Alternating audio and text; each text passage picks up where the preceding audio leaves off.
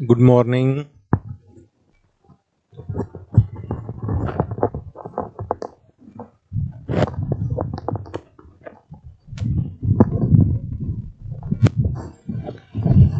Good morning to all of you. How are you all? આપણે મિત્રો બધા નવરાત્રીનું પાવન પર્વ આજથી શરૂ થઈ જાય છે. પણ આ વખતે તમને ખબર છે બધાને બધી, એટલે મારે કઈ બીજી આગળ ચર્ચા કરવી નથી. આપણે ચર્ચા કરવી છે ઉત્સેચકોની. બરોબર, ઉત્સેચકોને અસર કરતા પરિબળો વિશેની ચર્ચા કરવાની છે.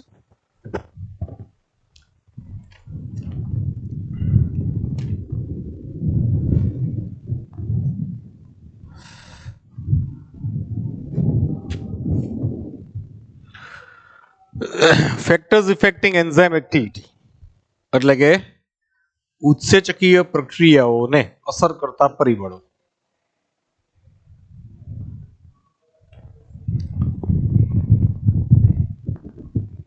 ઉત્સેચકો અથવા ઉત્સેચકીય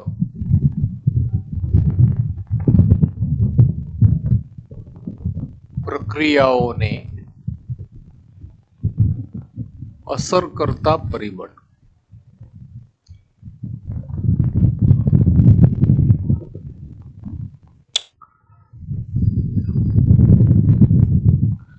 એમાં હવે કોઈ પણ પ્રક્રિયા છે જે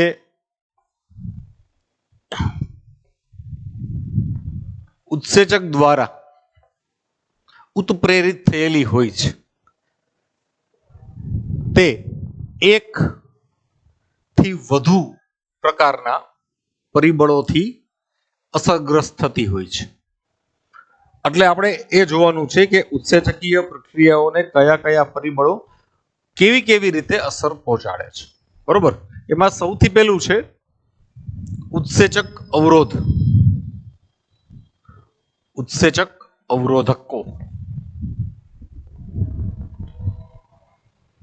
ઉત્સેચક અવરોધકો એટલે એન્ઝાઇમ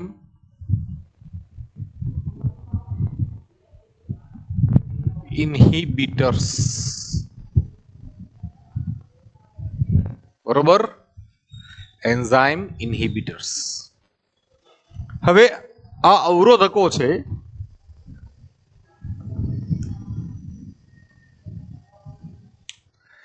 તે એવા વિશિષ્ટ ઘટકો છે,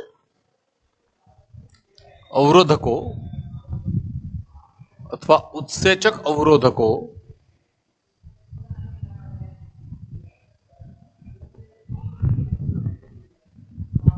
એવા વિશિષ્ટ રસાયણો કે ઘટકો છે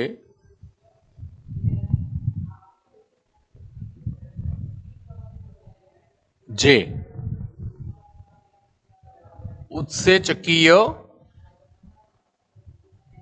પ્રક્રિયાઓને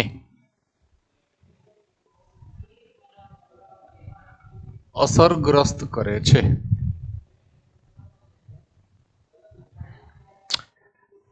ઉત્સેચક અવરોધકો બે પ્રકારના હોય છે સામાન્ય રીતે. બરોબર, આપણે બે પ્રકારના ઉત્સેચકીય અવરોધકોની વાત કરવાની છે. એક સ્પર્ધાત્મક અવરોધક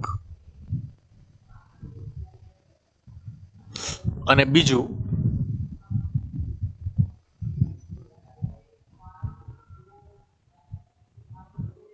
બિનસ્પર્ધાત્મક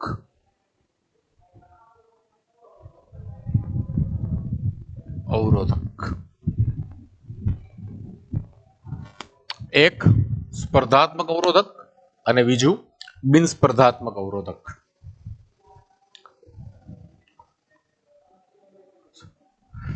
સ્પર્ધાત્મક અવરોધક એવા અણુઓ છે જે નું બંધારણ કે સ્વરૂપ પ્રક્રિયાથી જેવું હોય છે.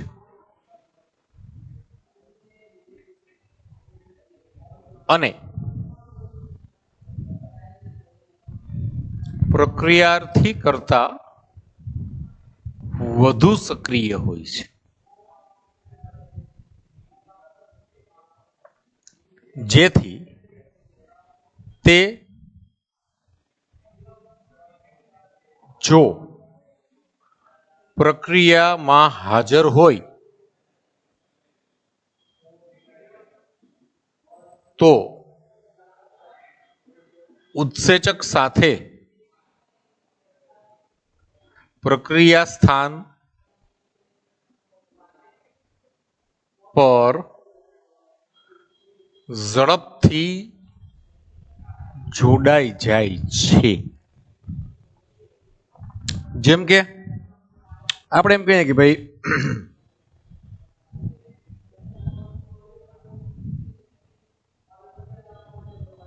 આ એક સક્રિય સ્થાન છે, બરોબર, અને આ પ્રક્રિયાર્થી છે.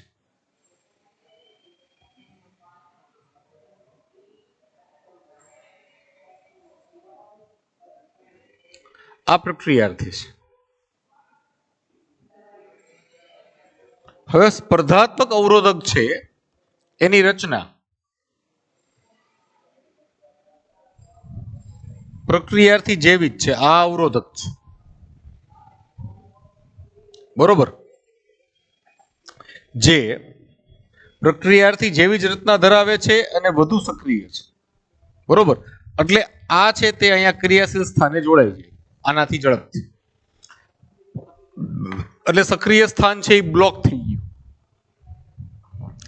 સક્રિય સ્થાન બ્લોક થઈ જાય એટલે દેખીતી વાત છે કે પ્રક્રિયાર્થી છે ઉત્સેચક સાથે ન જોડાઈ શકે તો પ્રક્રિયા થતી નથી, બરોબર. એટલે આ સ્પર્ધાત્મક અવરોધક છે, બરોબર.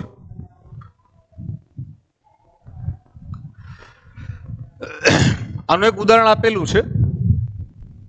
એક ઉત્સેચક છે સક્સિનિક ડિહાઇડ્રોજિનેસ. હવે આ તો ઉત્સેચક છે કારણ કે જો આવ્યું ને જીનેસ, બરોબર. તો આનું પ્રક્રિયાર્થી છે એ કેવું છે? પ્રક્રિયાર્થી પેલા તો કોણ છે? એનું પ્રક્રિયાર્થી છે એ સક્સિનિક એસિડ છે, બરોબર. અને આનું સ્પર્ધાત્મક અવરોધક કોણ છે? તો કે મેલોનેટ.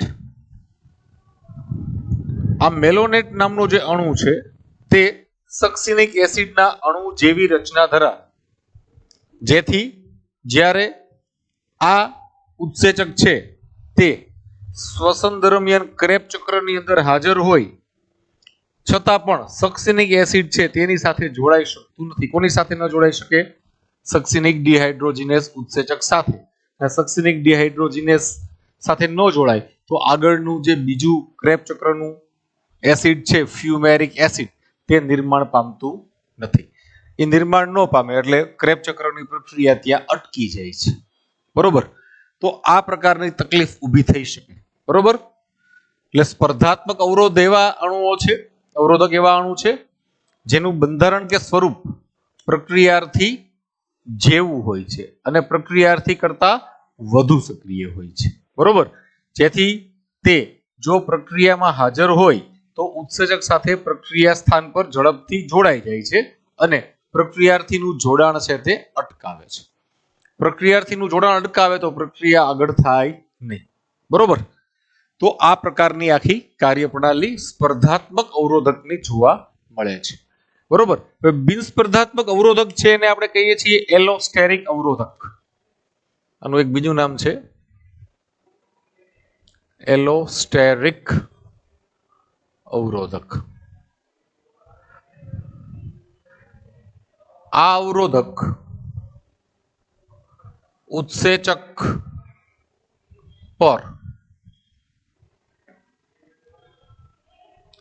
પ્રક્રિયાર્થી જોડાણ સ્થાન સિવાયના સ્થાન સાથે જોડાય અને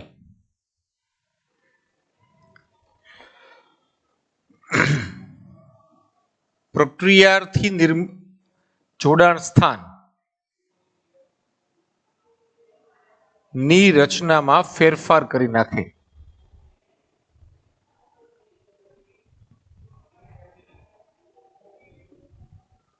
બરોબર, આ પ્રકારનું છે. જેમ કે આપણે એમ કહીએ કે ભાઈ આ એક ઉત્સેચક છે,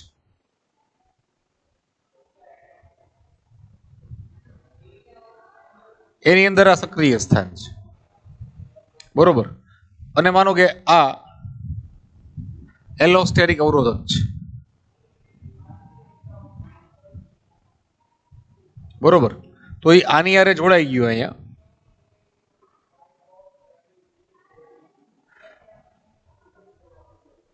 એલોસ્ટેરિક સ્થાન એ જોડાઈ ગયું. બરોબર, આ સ્થાન તમે જુઓ તો કે ભાઈ આ સ્થાન છે કે પ્રક્રિયા જોડાણ સ્થાન નથી, પ્રક્રિયાર્થી જોડાણ સ્થાન નથી, અહીંયા જોડાઈ ગયું. તો એને હવે શું થશે આને કારણે? બરોબર, તો આ જે પ્રક્રિયાર્થી જોડાણ સ્થાન છે એની રચનામાં ફેરફાર થઈ જશે.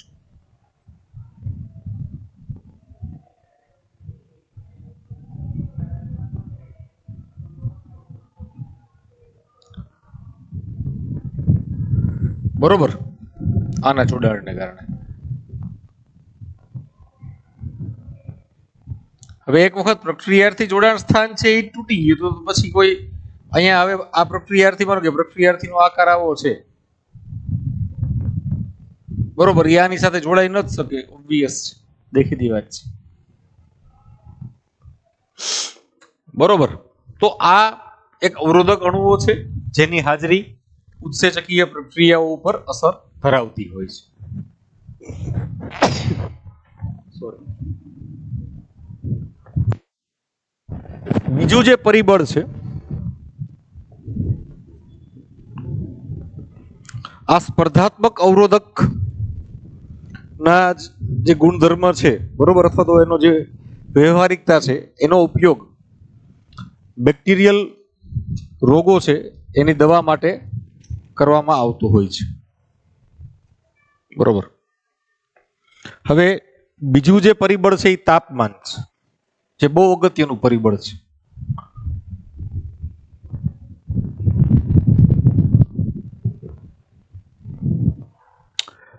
તાપમાન છે, જે તાપમાને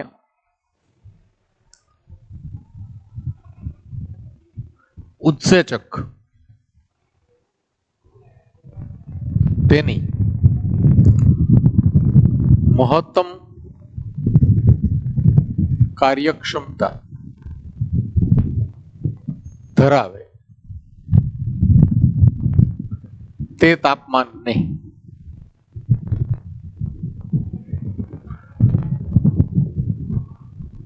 ઉત્સેચકનું ઇષ્ટતમ તાપમાન કહેવાય છે.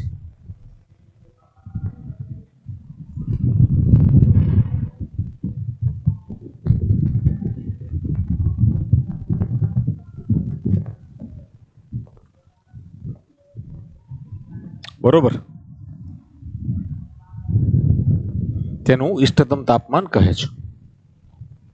મોટાભાગના ઉત્સેચકો 15 થી 28 ડિગ્રીના તાપમાન શૃંખલામાં સક્રિય હોય છે. મોટાભાગના ઉત્સેચકો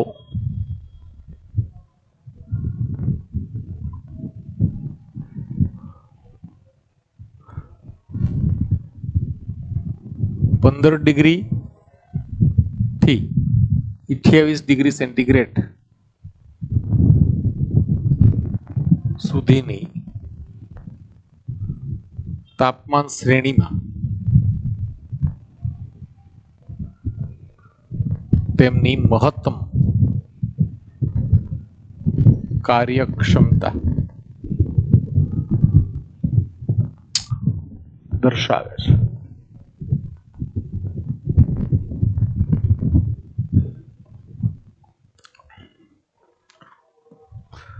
નીચા તાપમાને ઉત્સેચકો નિષ્ક્રિય થઈ જાય છે.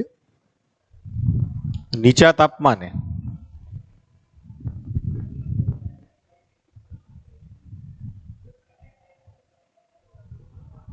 ઉત્સેચકો નિષ્ક્રિય થઈ જાય છે જ્યારે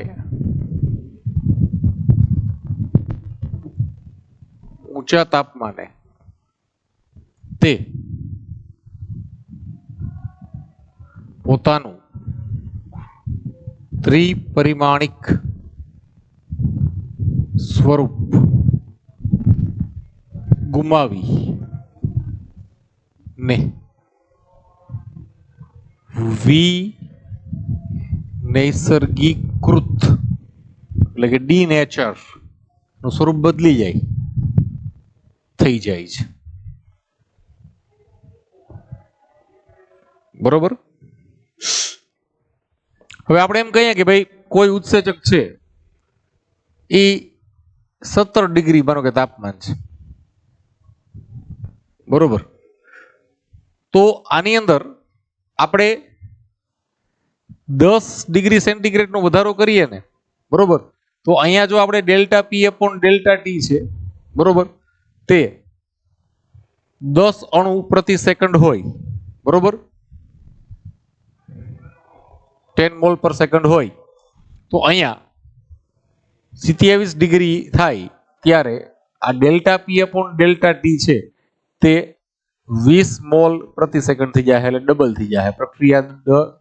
પ્રક્રિયા દર બમણો થાય છે. બરોબર. જો 10 ડિગ્રીનો વધારો થાય એ એની રેન્જમાં, એના નિર્ધારિત શ્રેણીમાં, બરોબર. પણ જો 10 ડિગ્રીનો ઘટાડો થાય એટલે કે 7 ડિગ્રી થઈ જાય, બરોબર, આ 10 ડિગ્રીનો વધારો થયો, અહીંયા 10 ડિગ્રીનો ઘટાડો થયો, તો અહીંયા ડેલ્ટા પી અપોન ડેલ્ટા ટી છે તે 5 મોલ પર સેકન્ડ થી ઓછો થઈ જશે, એટલે કે અડધો થઈ જાય છે. પ્રક્રિયા દળ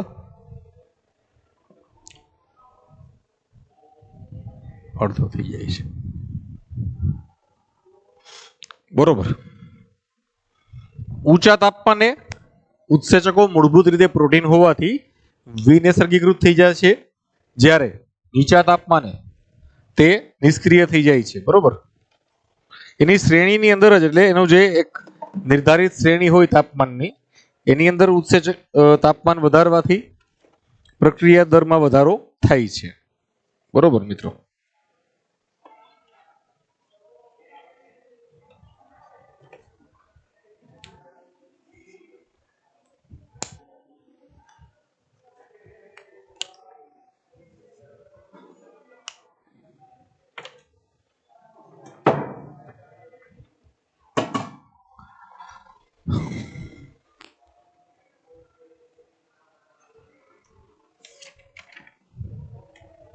પછી ત્રીજું જે પરિબળ છે તે પીએચ છે. પણ પહેલા આ બંનેનો એક સ્ક્રીનશોટ લઈ લ્યો મિત્રો.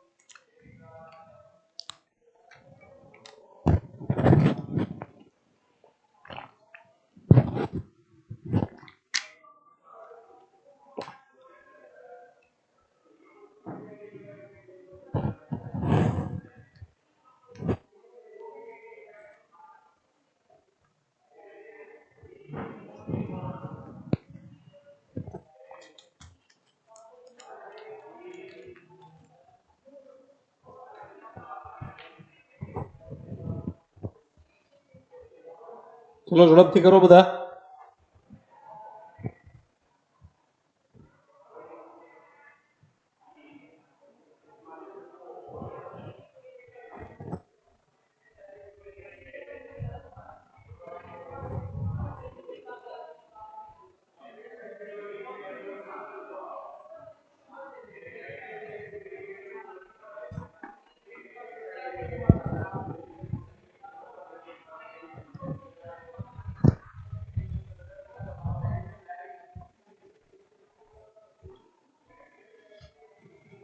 ઓકે, ચલો ત્રીજા પરિબળની ચર્ચા કરીએ, જે પીએચ છે.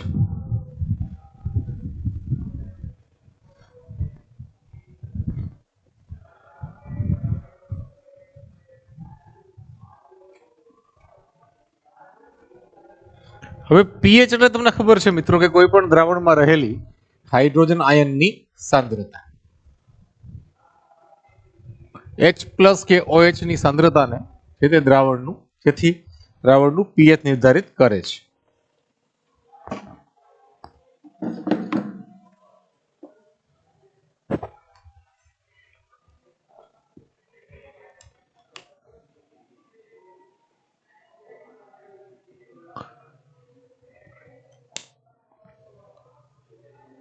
ચોક્કસ ઉત્સેચકો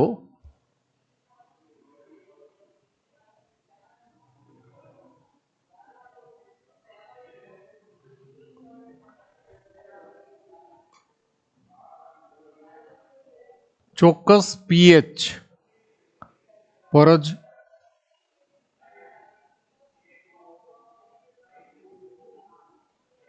સક્રિય હોય છે.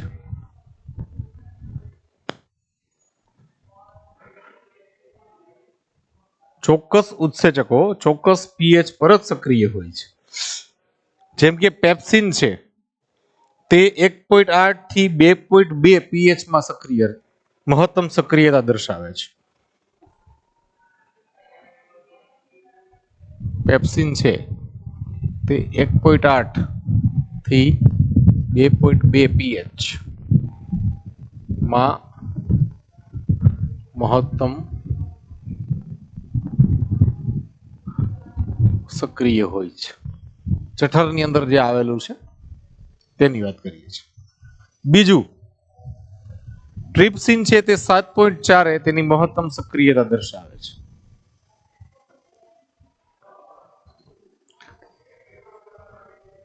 આ પક્વાશયનું છે. ટ્રિપ્સિન 7.2 થી 7.4 બરોબર, આ આલ્કલીય માધ્યમનું છે. ત્યાર પછી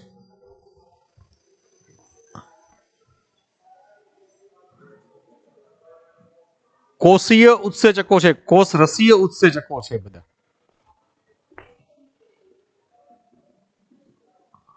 કોષ રસીય ઉત્સેચકો તે 7.2 થી 7.4 મહત્તમ સક્રિય છે. જ્યારે એની સામે કોષ કેન્દ્રીય જે ઉત્સેચકો છે, કોષ કેન્દ્ર રસની અંદર જે આવેલા છે તે 6.8 પીએચ સક્રિયતા દર્શાવે. એટલે દરેક ઉત્સેચક છે એનું એક વિશિષ્ટ પીએચ હોય જેમાં તેની મહત્તમ સક્રિયતા દર્શાવતું હોય છે. આનું તમે ગ્રાફિકલ પ્રેઝન્ટેશન કરી શકો છો. બરોબર, પ્રક્રિયા વેગ, અહીંયા પ્રક્રિયા વેગ લેવાનો,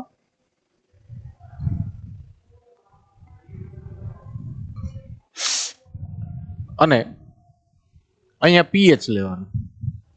બરોબર, તો આ પીએચ છે, માનો કે પેપ્સિન નું આપણે બનાવીએ તો 0.5 1 1.5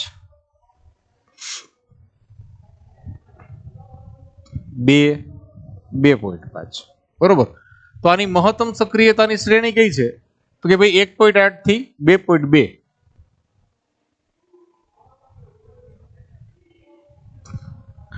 આ એની મહત્તમ સક્રિયતા ની શ્રેણી છે. બરોબર, આમ ગ્રાફ બનાવી દો અહીંયા.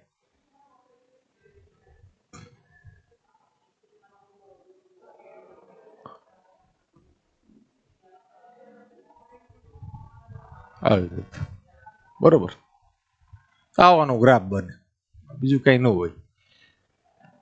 ટ્રિપ્સિન નો બનાવો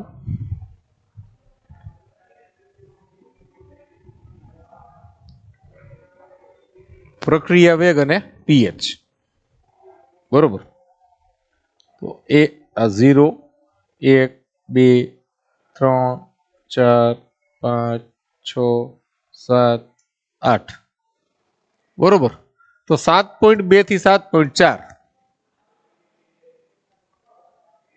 એટલે 7 અને 8 ની વચ્ચે આવશે બરોબર. અહીંયા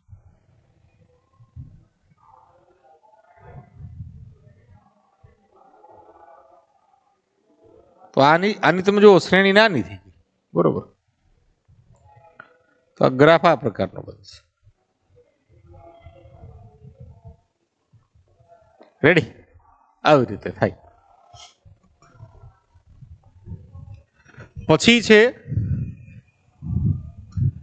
પ્રક્રિયકોની સાંદ્રતા. ચોથું પરિબળ છે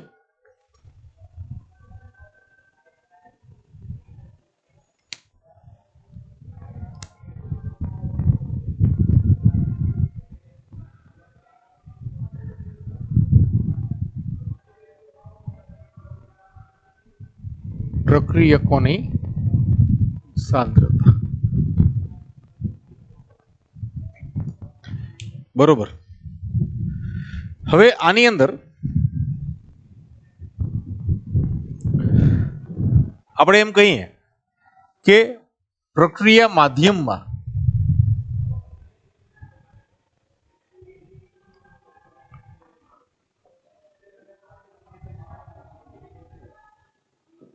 પ્રક્રિયકોની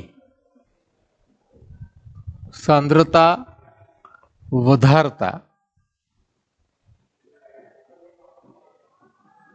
પ્રક્રિયા વેગ વધે છે.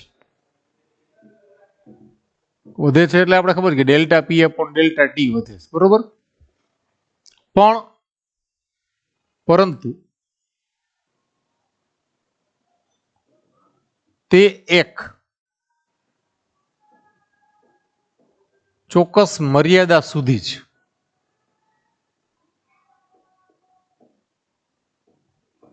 આવું શા માટે?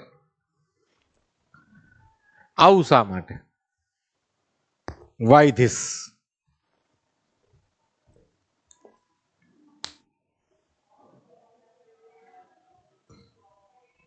ઓકે ઓકે કઈ વાંધો નહીં હાલો એ હું જોઈ લઉં છું.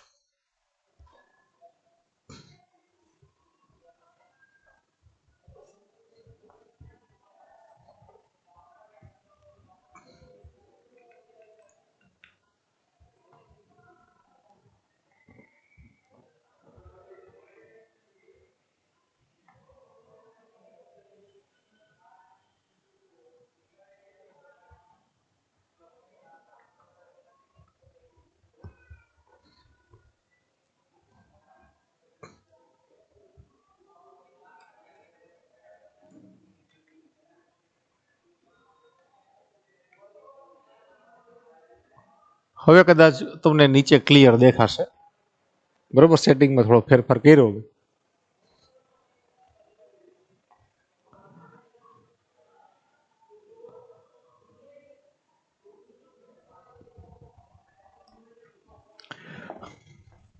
આવું શા માટે? હવે હું તમને એમ કહું કે કોઈ પ્રક્રિયા માધ્યમ છે. આપણે એક વાસણ લઈ લઈએ બરોબર. પૂરી બનાવે છે. આ હીરબેન છે, લાગાણીબેન છે, આયુષીબેન છે બરોબર. એવા 4-5 બેનો પૂરી બનાવવાના છે કે ભજીયા બનાવવા હું બનાવું છે બરોબર. તમને ભાવે એ બનાવજો. રોશની છે, રેન્સી છે બરોબર. ઘણા બધા બહેનો છે કંઈક બનાવશે. પણ મેગી ન બનાવતો મહેરબાની કરીને. આપણે બહેનો એ નક્કી કર્યું કે આપણે સરને કંઈક ખવડાવવું, ભજીયા બનાવે. આ લીધું માધ્યમ, આ તેલ છે. આ તેલ છે એ માનો કે ઉત્સેચક છે. તાપમાન એટલે ગેસ બેસ બધું બરોબર છે, રેડી છે. તાપમાન બાપમાન સરસ છે, બધું કોઈ પ્રશ્ન નથી. હવે આની અંદર તમે સમજો કે 50 ભજીયા સમાય છે, બરોબર, ને આ ભજીયા મૂકે છે.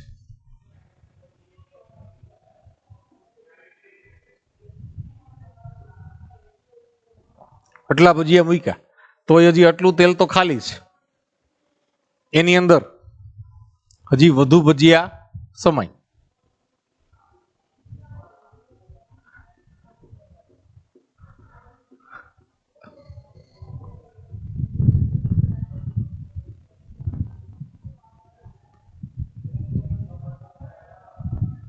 પણ હવે આની અંદર વધુ ભજીયા હમાય નહીં ભાઈ, બરોબર. શા માટે નહીં હમાય? કારણ કે હવે અહીંયા જગ્યા જ નથી, બરોબર, તાવડામાં જગ્યા નથી, એટલે નહીં સમાય. તો શું કરવાનું? તો આની અંદર સમાય એટલે જ નાખવાના. તો ઉત્સેચકના સંદર્ભમાં કેવી રીતે વાત આવે? તો કે આપણે એમ કહીએ કે આ ઉત્સેચક છે, આ ઉત્સેચકના 3 અણુ છે, બરોબર. હવે એની અંદર સક્રિય સ્થાન છે, આ બધા સક્રિય સ્થાન છે, 4 સક્રિય સ્થાન છે.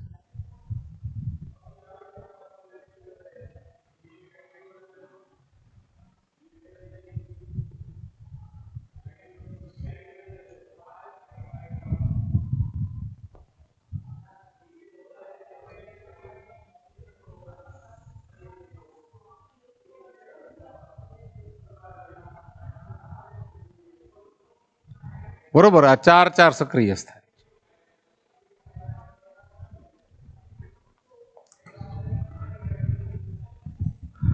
હવે માનો કે કુલ 12 પ્રક્રિયક છે, એ 12 નિપજમાં ફેરવાશે, બરોબર, એટલી એની ક્ષમતા છે.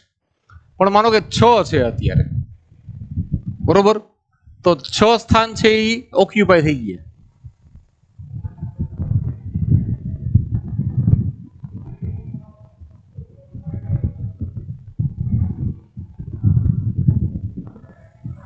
તો પ્રક્રિયા દર છે એ અડધો છે અત્યારે,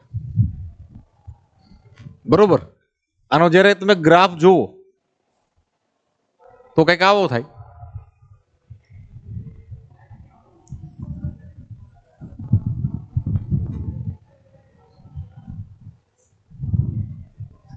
અહીંયા આપણે કહીએ કે પ્રક્રિયકોની સાંદ્રતા,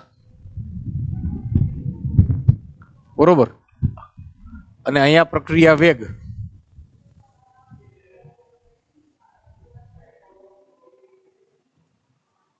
ઓકે, તો આપણે કહીએ પ્રક્રિયકોની સાંદ્રતા આપણે 50% કરેલી છે, બરોબર, એટલે કે 6 પ્રક્રિયકો આની અંદર ઉમેરેલા છે. તો પ્રક્રિયા વેગ છે એ કેટલો થઈ જશે? અડધો.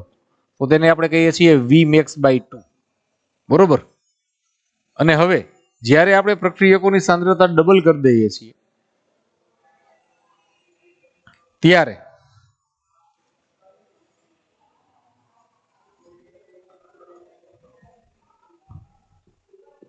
પ્રક્રિયા દર છે તે મહત્તમ થઈ જશે.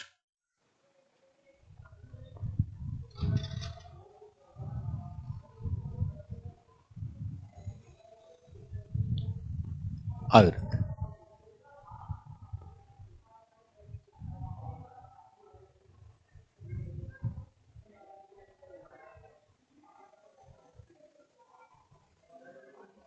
બરોબર. તો અહીંયા છે એ આ Vmax આવશે. હવે માનો કે અહીંયા આપણે આ 12 પ્રક્રિયક છે એ ઉમેરી દીધા છે એક સાથે.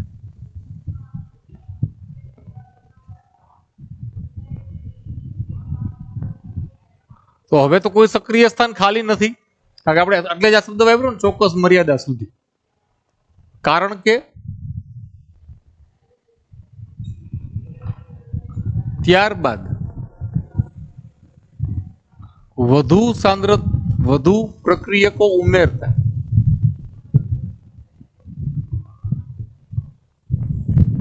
ઉમેરવા છતાં પ્રક્રિયા વેગ વધે નહીં. કારણ એટલું જ, કારણ કે ઉત્સેચકોમાં આવેલ કોઈ પણ પ્રક્રિયાર્થી જોડાણ સ્થાન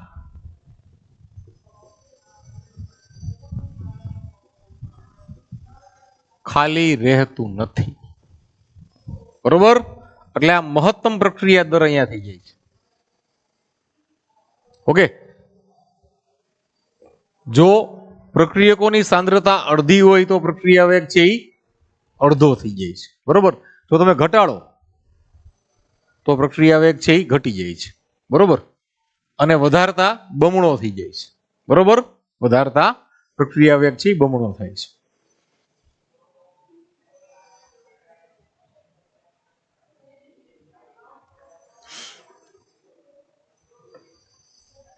ઓકે, તો આ બધા પરિબળો છે કે જે ઉત્સેચકીય પ્રક્રિયાઓ ઉપર અસર કરતા હોય છે.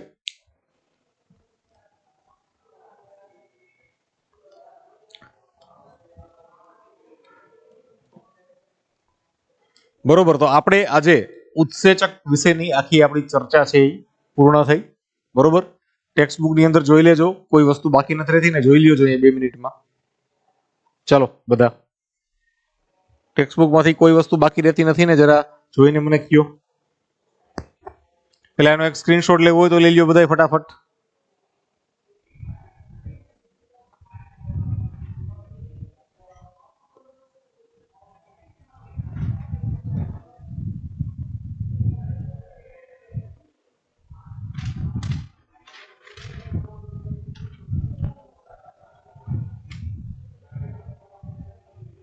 ચલો ફાસ્ટ.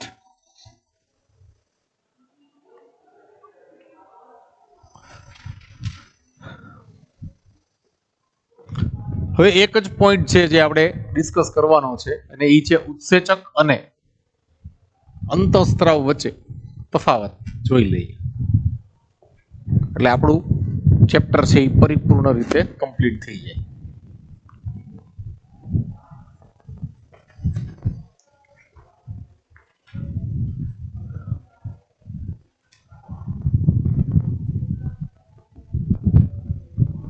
ઉત્સેચક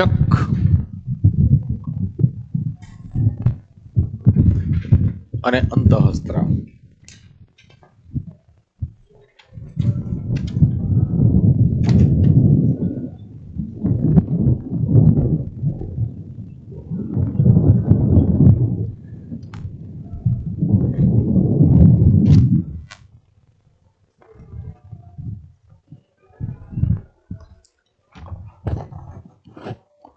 હવે ઉત્સેચક છે તે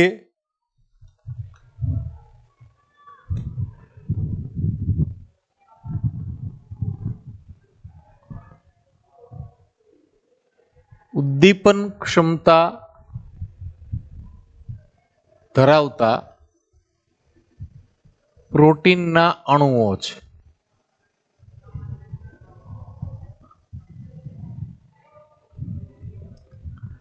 જ્યારે અંતઃસ્ત્રાવ તેઓ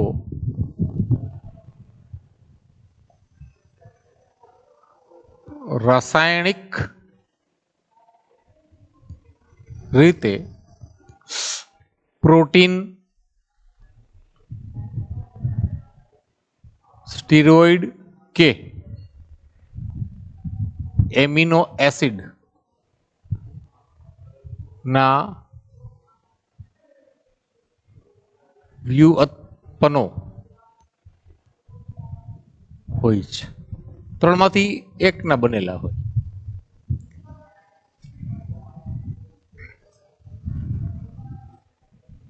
હવે ઉત્સેચક છે તે કોઈ એક ચોક્કસ પ્રક્રિયાનું ઉદ્દીપન કરે છે જ્યારે તે કોઈ ચોક્કસ કોષ સમૂહમાં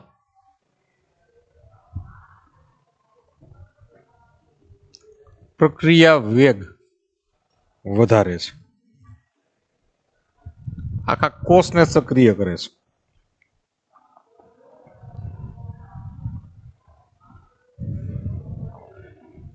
તે સક્રિયકરણ ઉર્જા એટલે કે ઉત્સેચક છે તે સક્રિયકરણ ઉર્જા ઘટાડે છે અને પ્રક્રિયા વેગ વધારે છે. પ્રક્રિયાને શરૂ કરાવતા નથી.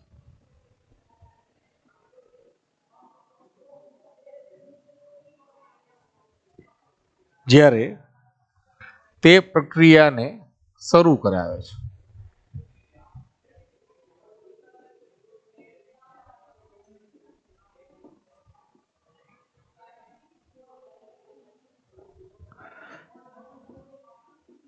તે પ્રક્રિયા દરમિયાન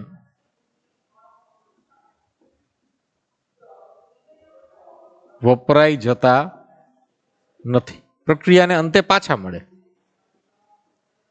પ્રક્રિયા અંતે પુનઃ પ્રાપ્ય છે. જ્યારે તેની અસર ઉત્પન્ન કરવામાં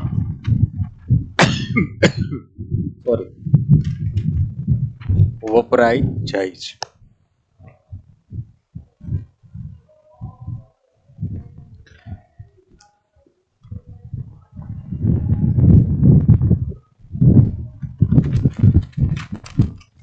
ઓકે, તો આ ઉત્સેચક અને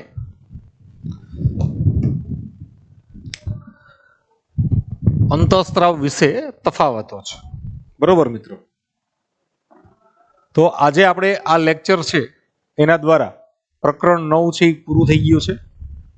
નેક્સ્ટ લેક્ચરથી આપણે પ્રકરણ 10 એટલે કે કોષ ચક્ર અને કોષ વિભાજન છે તે શરૂ કરશું.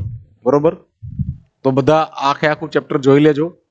કોઈ ટોપિક, કોઈ શબ્દ, કોઈ લાઈન, કોઈ લીટી બાકી નથી રહ્યું તે ખાસ ટેક્સ્ટ બુકની અંદરથી જોઈ લેજો અને પછી તમે લોકો મને મેસેજ પણ કરી શકો છો તે બાબતે. ઓકે.